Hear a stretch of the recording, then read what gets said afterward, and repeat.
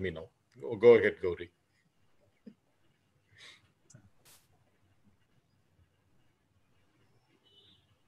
Hello, Hariharan sir and Lakshmi. Sir, good evening, sir. Am I audible, sir? Yes, yes, you're audible and visible. Thank you, sir.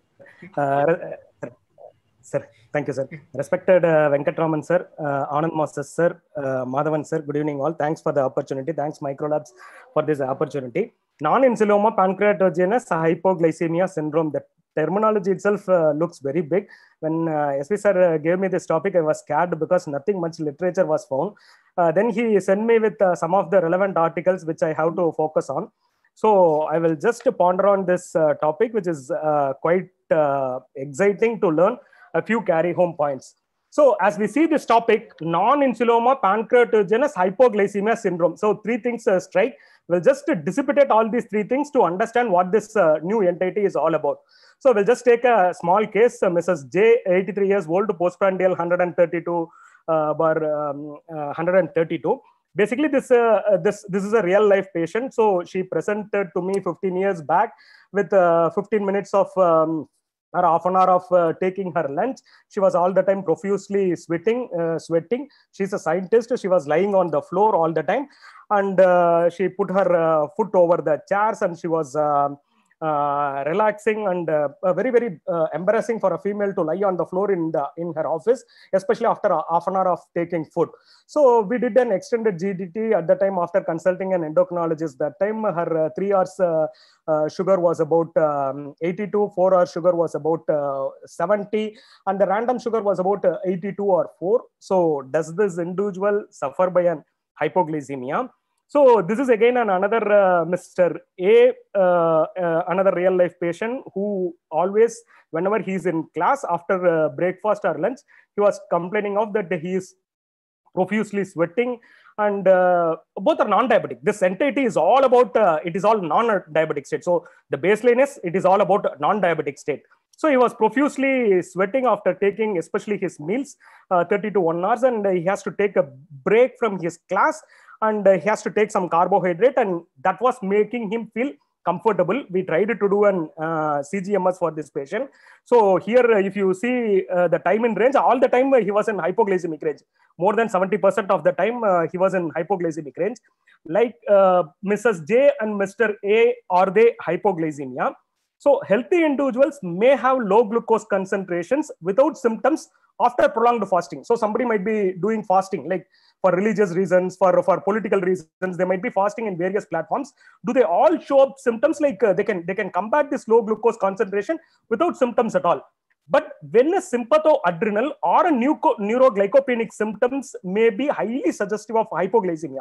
So when they have a hypoglycemia, whether they have a activation, sympathoadrenal activation or a neuroglycopenic symptoms, then we can tell that they are having a hypoglycemic episode, which are attributed to whatever factors in a non-diabetic state. But they can't be ascribed to hypoglycemia with confidence unless the glucose concentration is low at that time. So at that particular time, you should have measured the glucose concentration. How should this glucose concentration be measured? This is all pertaining to this topic. How the glucose should be measured? The glucose should not be measured with an CGMS or an SMBG method. Rather, the blood sugar should be taken from the venous sample, and that sugar should be done in a fluoride containing bottle and should be processed within an hour, because the cell lysis can happen, which can consume glucose and can falsely show that the individual is going for an hypoglycemia. So this is how it has to be done. Typically, if you are able to document a Whipple's triad, helps to establish the diagnosis of hypoglycemia disorder. So the Whipple's triad symptoms consistent with the hypoglycemia. But what is important is we should be able to demonstrate whether the patient has got a hypoglycemia less than 55 or so at that time.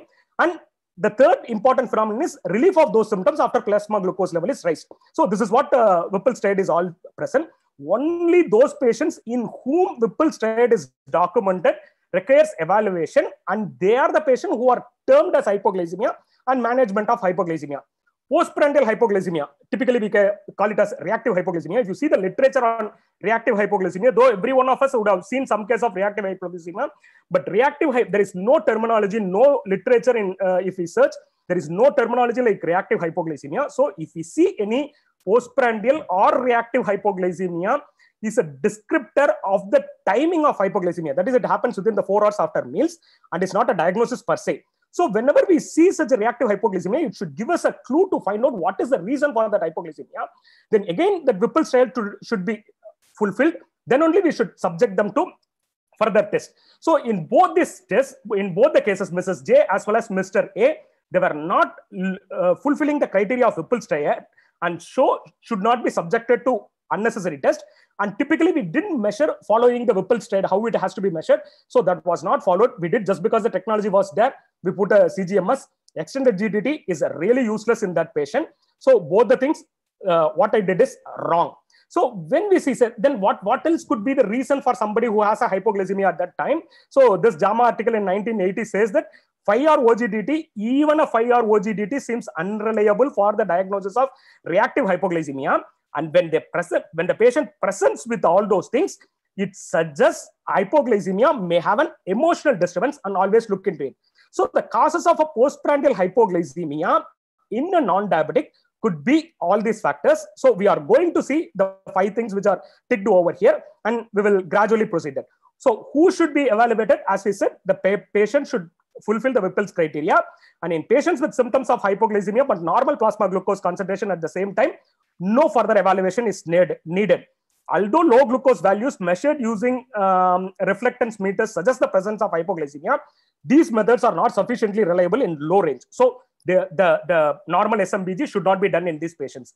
So what is this? So this is how we define hypoglycemia in this syndrome. So it should fulfill a Whipple's criteria. So what is this entity pancreatogenous? So some people may have an insulin autoimmune hypoglycemia. So the antibodies might be there either to an endogenous insulin or to the insulin receptor. So we should measure in these hypoglycemic patients.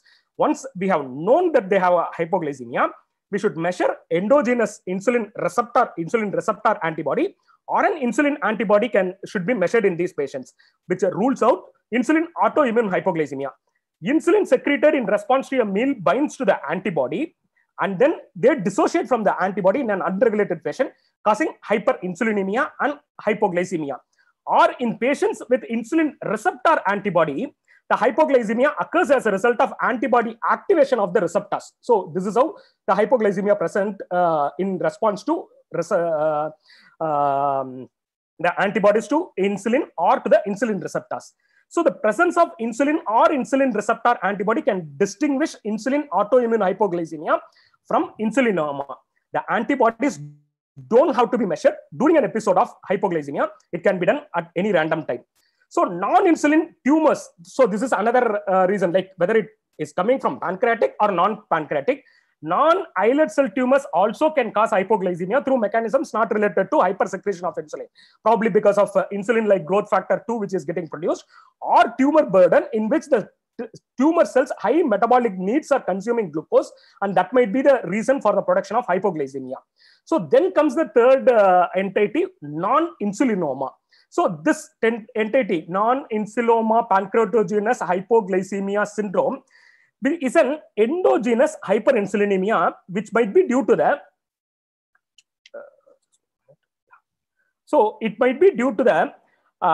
islet cell hypertrophy, or it could be due to the nesidioblastosis.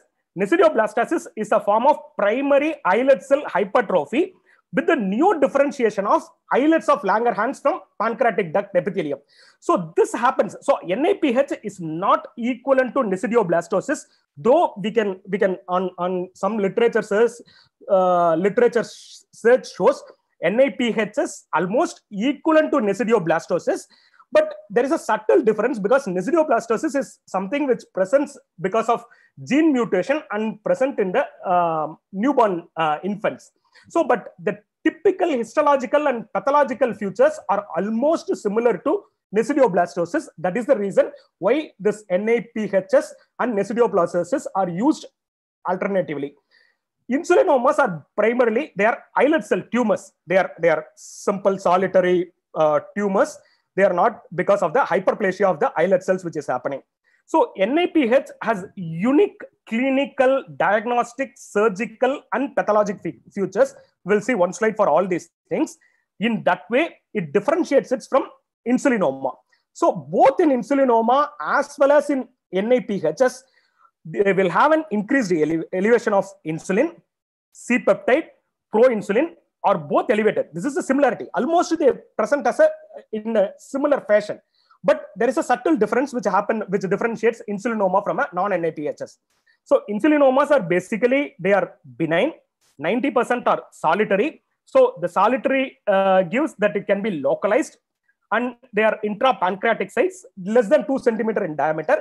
Typically, the diagnostic of choice, if you see the literature, even in Mayo Clinic, they are relying only on the ultrasound for more than 90% of cases, so which can pick up. There is a role for CT, MRI, PET, or an endoscopic ultrasound. There are various diagnostic modalities, but the preferred choice of diagnosis, even now, it is ultrasound, which cannot pick up NAPHS because they are not a solitary or a localized tumors which are present. These NAPHS, as we said, they will have a beta cell hypertrophy. They will have an enlarged and hyperchromatic nuclei.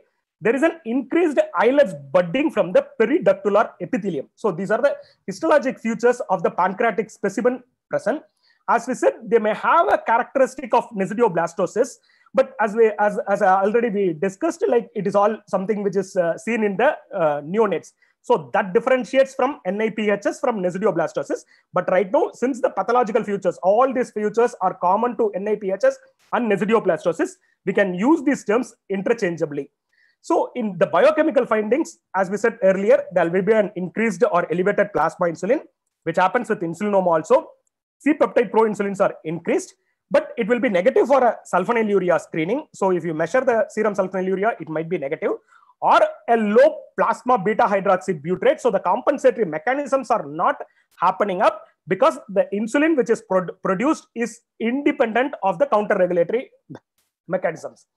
So the histopathology, basically, it shows that the hypertrophic islet cells are stained positively for insulin, glucagon, somatostatin, or pancreatic polypeptide. So these hypertrophic cells will have all these hormones, and the distribution of hormones within the islets was normal, with about 60 to 80% of islet cells staining for insulin.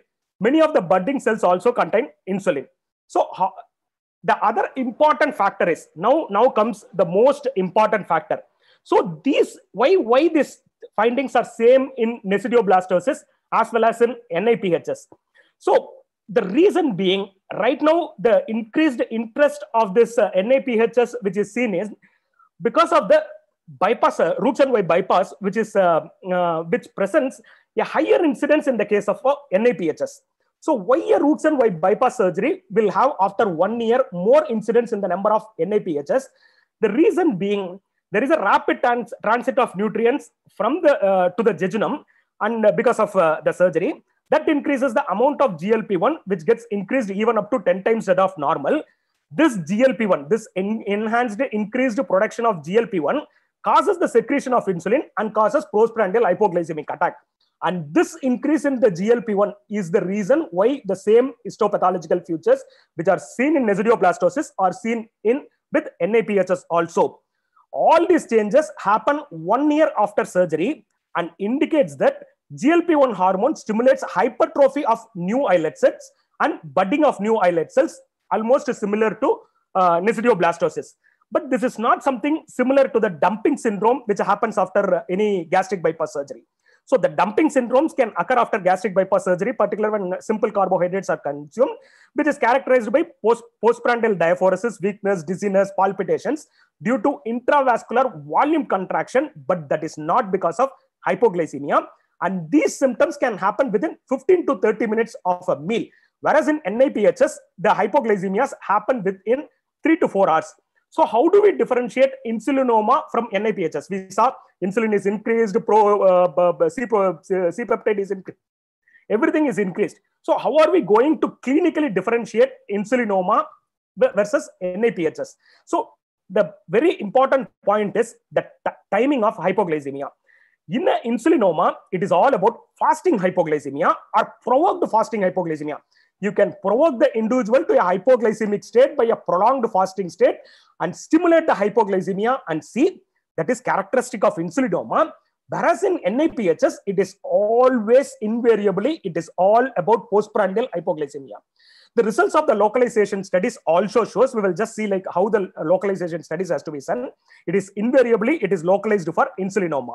So this is the localization study where a selective arterial calcium stimulation study is done, where we try to inject calcium through 3 branches of pancreatic supply, either through the gastroduodenal artery, which supplies the head, or through the splenic artery, which supplies the body, and the superior or mesenteric artery, which supplies the uncinate process. So through these arteries, when we cannulate them through the femoral artery, and there is another cannulation at the right hepatic vein in the liver. So you try to stimulate these 3 arteries by injecting calcium and see every 30 minutes, 60 minutes, 90 minutes, how much amount of insulin is getting produced. So by these changes, we can stimulate the production of insulin by giving calcium, and we can know like whether the insulin level is getting increased or not. So arterial calcium stimulation with the hepatic venous sampling involves selective injection of calcium gluconate into the 3 arteries, with subsequent sampling of the hepatic venous excludes effluent for insulin. So the brisk response to calcium, especially in a single artery, is suggestive of insulinoma because it is localized, it is present only over there. So you stimulate the arteries over 30 minutes, 60 minutes, 90 minutes, 1 or 2 minutes, and 2.5 hours for that particular artery, and see whether it shows a brisk response or not. So that is how we can localize insulinoma. A modest response in more than 1 artery is compatible with nesidioblastosis because it is going to be a diffuse phenomenon. So the very telltale sign of insulinoma is by making the individual provoked to a fasting state. So why we do a 72-hour fast test, not a 48-hour test? Because in some of the studies they showed we miss about 20 to 30% of insulinoma if we do a 48-hour study, or less than that, we miss about 50% of the cases. So that is the reason the sensitivity of the test improves when we make the individuals to fast for a longer period, 72 hours. So the purpose of 72-hour fast is to provoke the homeostatic response that keep blood glucose concentration from falling to concentration that cause symptoms in the absence of food. The normal individuals don't have any symptomatic hypoglycemia after prolonged fast. Because of a hormonally mediated increase in the glucose production, the compensatory mechanism comes, lipolysis happens, ketone body production. But the prolonged fast will result in hypoglycemia only if there is a defect in the ability to maintain normoglycemia, because the insulinoma or an NIPHS, irrespective of the compensatory mechanisms, keep producing insulin. So, which is much more specific for insulinoma than for NIPHS. So, how are we going to manage NIPHS? It is all about, most of the cases, simple cases are about diet. There are some fructose containing food can be given, especially sweet corn, which delays the absorption of glucose. This was studied in one study. Acarbose has been studied well in some of these patients, where it delays the absorption of glucose. Diazoxide can be given, where like the potassium channel is kept active so that the insulin calcium channels doesn't get activated. So the exocytosis of insulin doesn't happen just by keeping the potassium channel open. Somatostatin analogs like octreotide can be given as a treatment for this, but it can also produce glucagon also. So it can worsen the hypoglycemic symptoms also. So that has to be used with caution. Verapamil, a selective calcium channel blocker, is also an option. In patients who are not responding to medical treatment, surgery of that particular isolated region. So based on the arterial diffusion, we can resect that area alone, whether Whipple surgery or the other surgeries can be done for that particular area where these cells are in abundance. So the carry home point is the hypoglycemia in these patients. Whenever we think of reactive hypoglycemia should always be how to document it. Unless it is documented with a Whipple stat, it is not going to be a hypoglycemia. It is all going to be some neuroglycopenic symptoms because of some psychiatric evaluation or so. So the 3 criteria has to be fulfilled to show or to prove that the individual has got a hypoglycemia. Pancreatogenous or not can be known with insulin antibody and insulin receptor antibody, which has to be seen. So whether it is an insulinoma or a non-insulinoma, characteristically, they cause postprandial hyperglycemia the non-insulinoma, NIPHS criteria, whereas insulinoma always it is fasting, or a 72 hours provoked fasting will prove that it is that it is insulinoma. And always the calcium stimulation localization procedures will try to localize insulinoma than NIPHS.